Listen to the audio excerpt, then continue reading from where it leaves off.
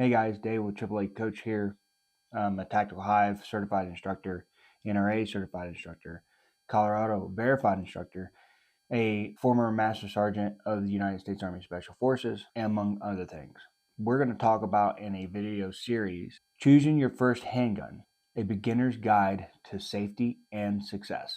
Stay tuned.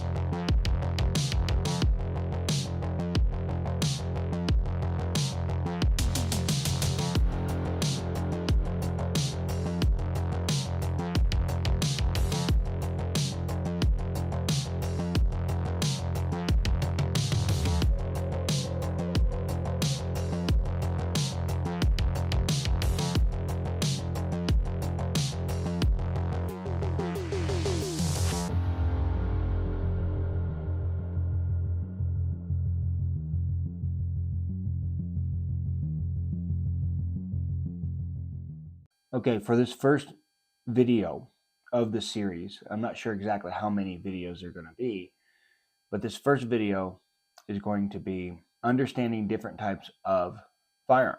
So you have revolvers, double action, single action, semi-automatics, double action, single action, striker fired, hammer fired. What does all of this mean, and why is it important to you as a new shooter? Let's start off with the categories of firearms. You have semi-automatics, and then you have revolvers. Okay, your semi-automatics is what you're going to typically see in today's day and age for duty firearms. You're not typically going to see a revolver, which is going to actually look like this, roughly, or like this one, something like that. Okay, you're typically not going to see those for duty firearms for police, security, and definitely not for military service. What is a revolver? Remember, this is a beginner's guide. The revolver has a cylinder, and there's never any reciprocating action on the firearm itself. When you shoot this thing, this right here is a Smith & Wesson Airweight 38 Special. When you shoot it, there's no reciprocating action that goes back and forth. So you don't have to really worry about a slide or something pinching your hand or something of that nature. But what you do have to worry about is you have to worry about spark coming out of the cylinders, which is not a big deal. You just have to know how to hold it. If it has a cylinder of some sort, it is a revolver. The revolver category only has hammer-fired options, which means it has a hammer that has to be pulled back either manually with the thumb or with a trigger. And we'll get into the double action, single action in a minute. But that is the hammer. That is what strikes the back of the cartridge to send the projectile downrange. Hammer fired also, you don't have to actually see the hammer for it to be hammer fired. For example, this is a concealed hammer. You can't see the hammer obviously, but it's internal and it is a hammer fired firearm. So what's a semi-automatic?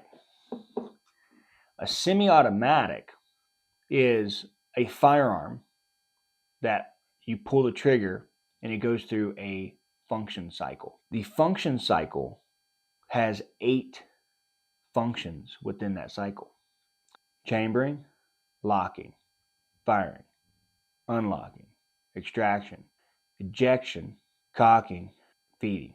So those are your 8 functions in a cycle. And when you pull the trigger, it goes through 7 of those. It goes through all of them except for firing, unless there's a malfunction or something of that nature.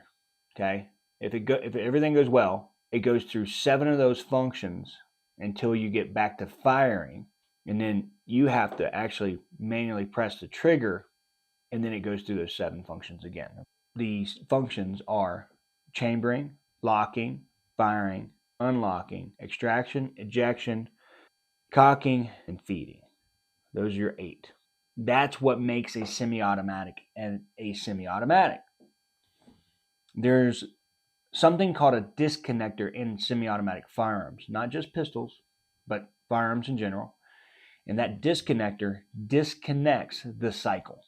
Without that disconnector, you would have an automatic firearm, which is illegal in the United States unless you jump through some hoops. So don't mess with the disconnector. That would be a federal crime.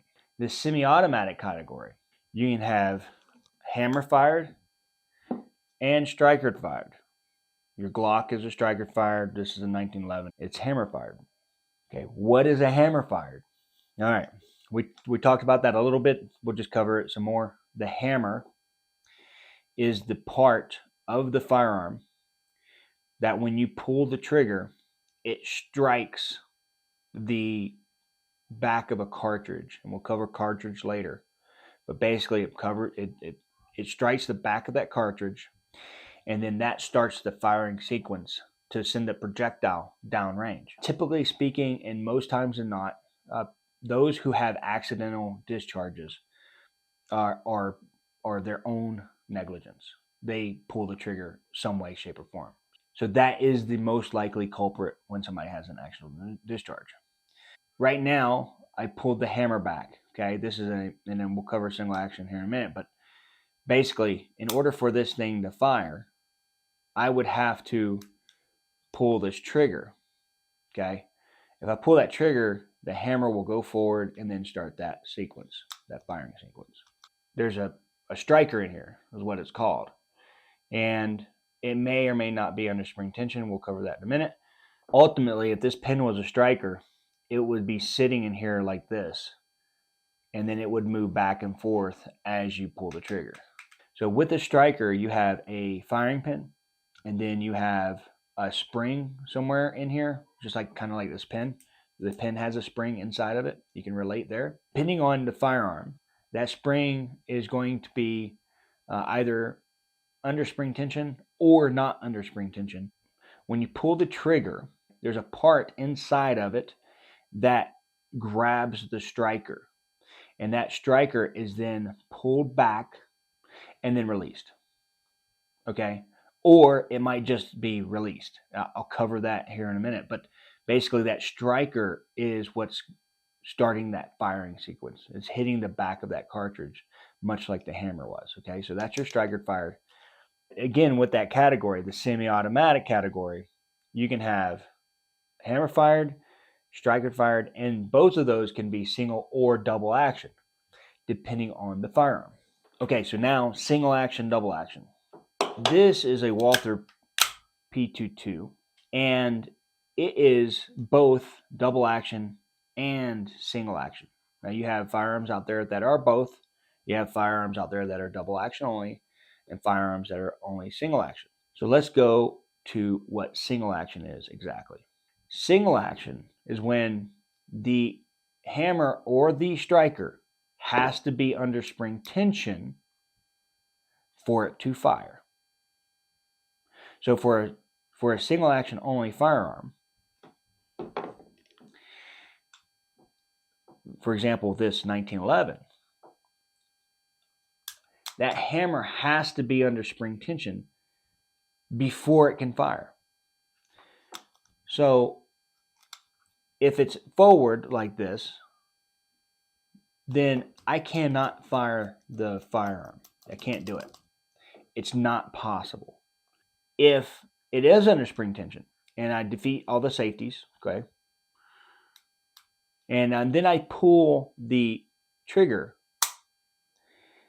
the hammer does one thing before the explosive reaction inside the firearm, and that goes forward.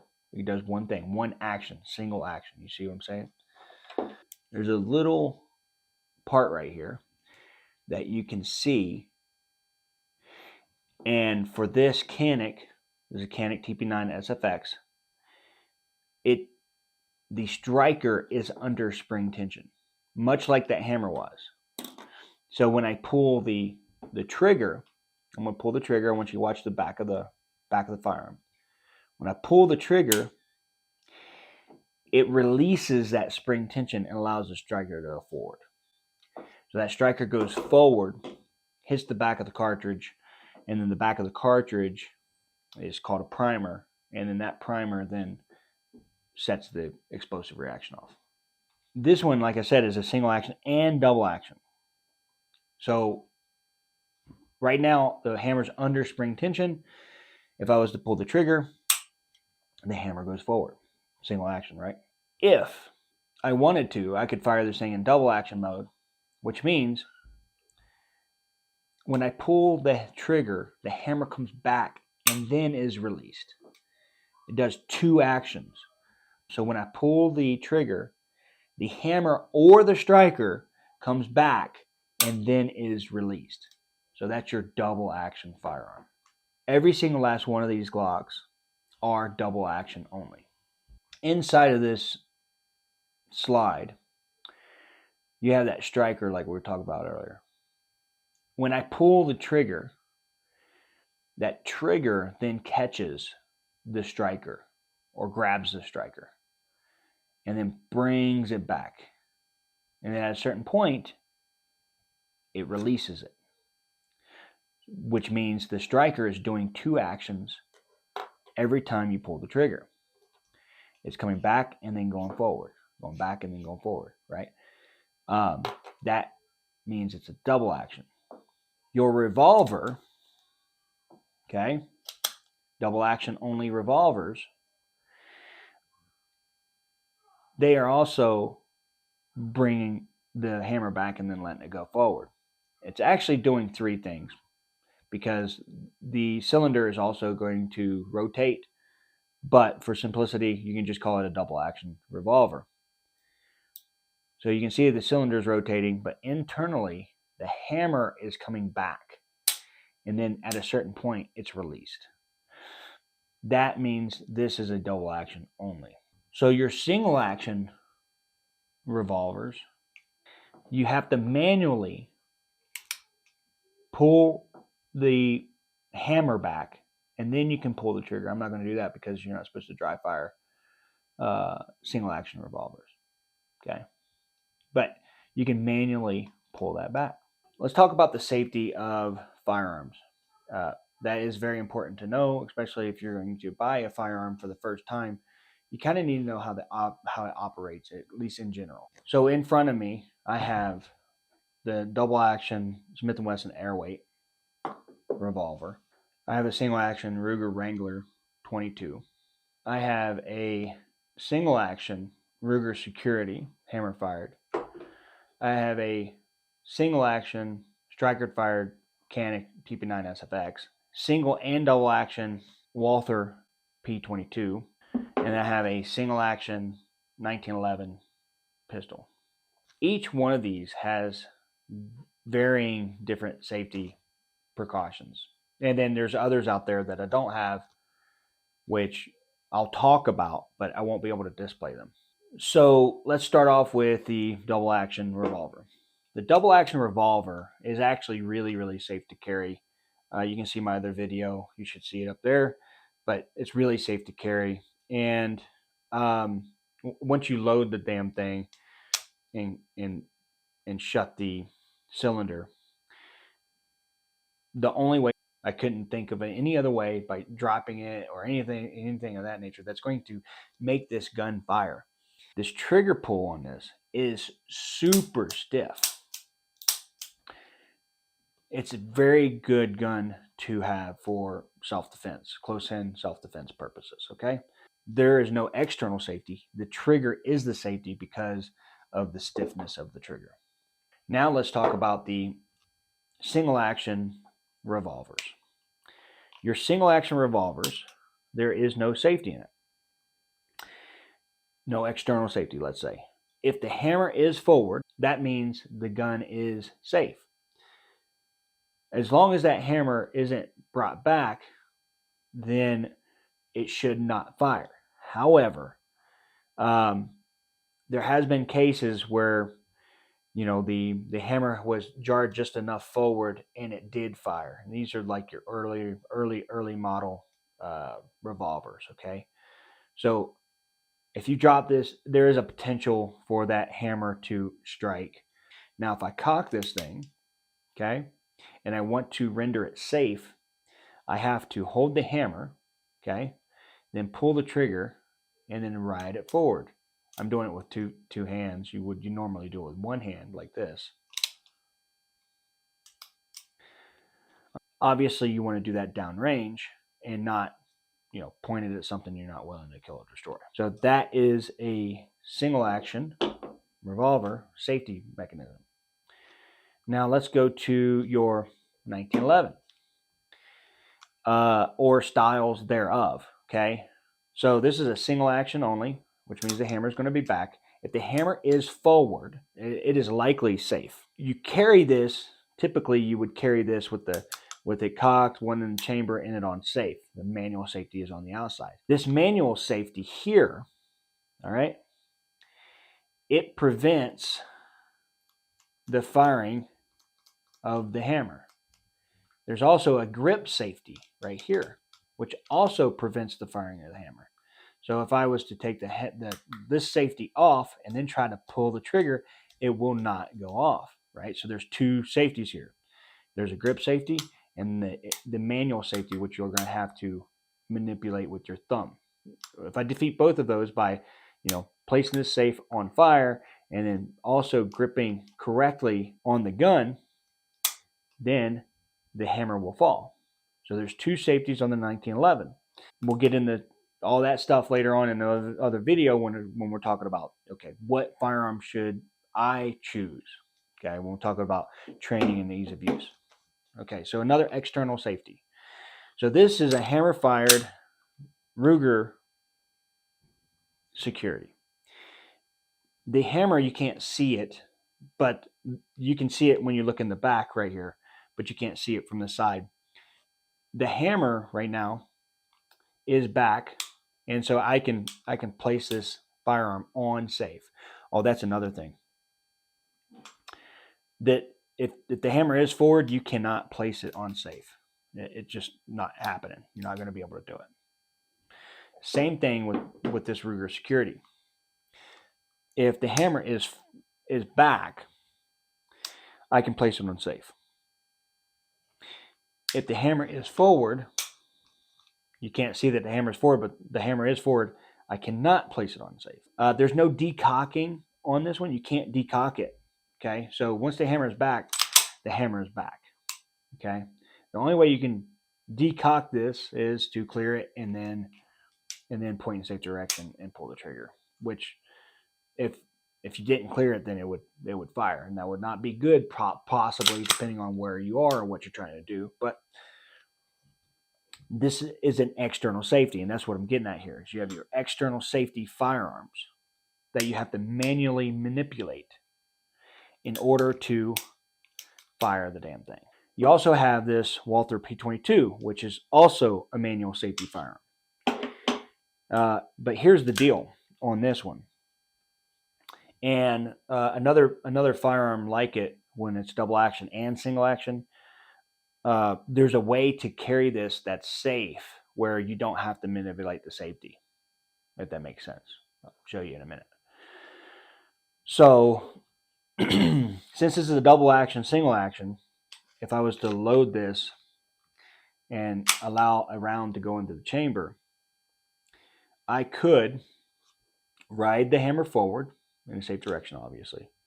And now, even with it on fire, this would be a safe carry configuration. Because now all I have to do is draw the gun, pull the trigger, and fire. And then it's going to cycle. And then I can fire the trigger, fire. All right. But then it would be single action mode. You see that? Now, if I want to place it on safe, I still have to manipulate this safety. Now, the safety blocks the hammer So what's interesting here is that if I put it on safe and I pull the trigger, the safety is supposed to block that hammer. So that would be a little bit confusing to anybody who doesn't understand the firearm, because why would the hammer go forward if it's on safe? Well, the hammer is blocked by the safety. Now, if I was to rotate this, I don't know if you guys can see that. I'm going to take this, you see the hammer here.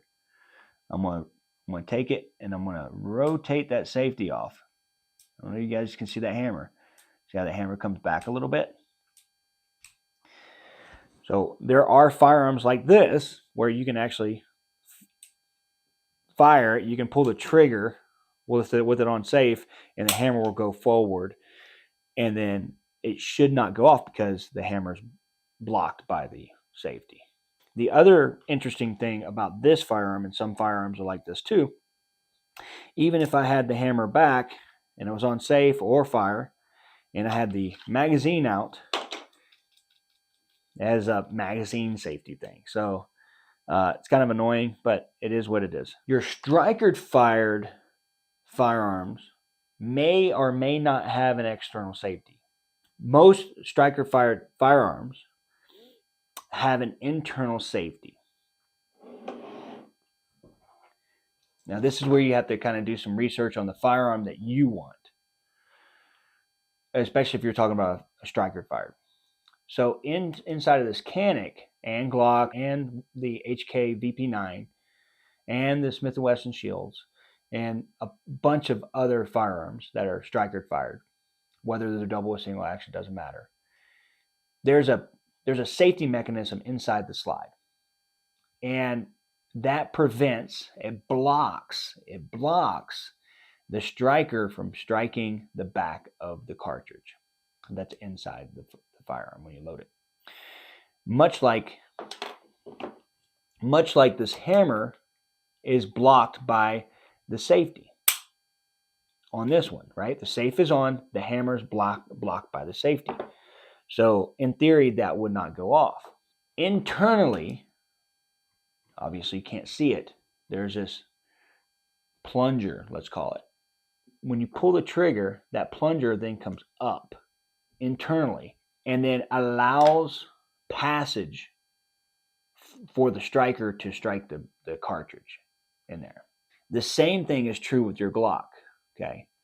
There's that little plunger in here. When you pull the trigger, that plunger goes up towards the top of the slide and then allows passage for the striker. Otherwise, that plunger is down and it blocks passage for the striker. For striker-fired firearms that have no external safety, it's completely safe. If I was not to pull that trigger and I had a mechanical malfunction inside of this firearm and the striker was to go forward, it would hit that plunger I was talking about. It would not hit the cartridge. I literally would have to pull the trigger in order for that plunger to move out of the way. I hope that clarifies a little bit about the safety features of a pistol. Some firearm manufacturers, Smith & Wesson, I'm looking at you, have so many redundant safety features that it's ridiculous. They have the internal safety that I talked about. They have the external safety, which you have to manually depress, and they have the grip safety, so you have to have a good firm grip on the firearm. I personally like the idea that there's something that's going to block the striker in the event the striker was to go forward. And then just manually pulling that trigger defeats that safety. I like that idea. I don't like the idea of having an external safety, especially for self-defense purposes, which we'll get into later. If you are well trained, if you go out and train and do all that stuff, then it's a really good system to have a manual safety. So that does it for this video. Continue watching my series on this.